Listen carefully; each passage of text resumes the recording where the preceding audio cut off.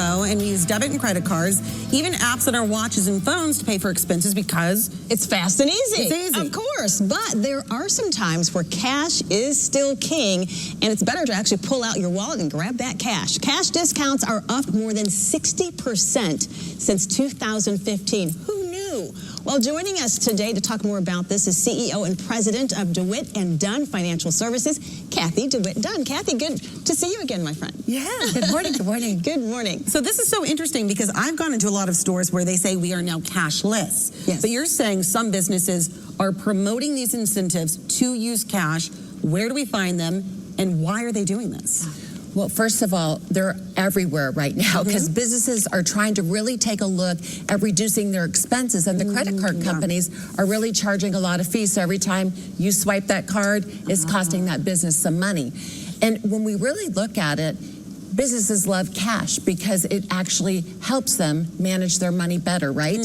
So if we're eliminating 2 to 4% just on Visa and MasterCard, and all of a sudden American Express is a lot more.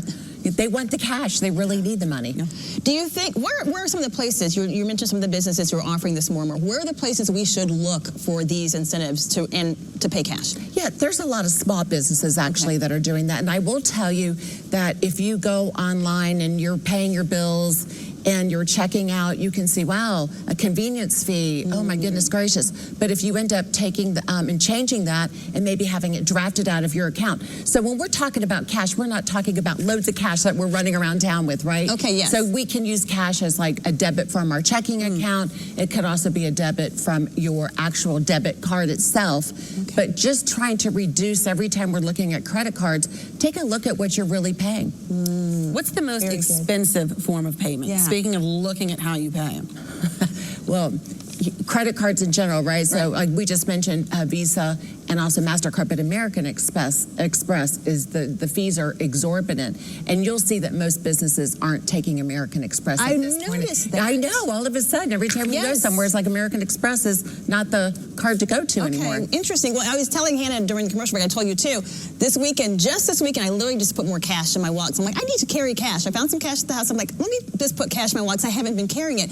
Where is it better to use a credit card over cash, or is there ever an instance? Well, first of all, having cash helps you stay on budget. A lot of people have a tendency just to bring out their credit card because it's so easy to use, and if we have cash and once we spend it, it's gone. Right. But credit cards are really helpful if you want to have like some additional benefits for like travel miles, or at your hotel you might get a better suite. And there's always incentives, so that's really important. But you have to pay the bill off at the end of the month. Yes. Otherwise, you're taking a look at maybe 20+% interest on your credit card fees. And then one place you don't want to use a credit card is maybe at the hospital. You know, we have all these major medical bills, and that's the one thing that I see people always bringing out their credit card is just to get rid of that bill.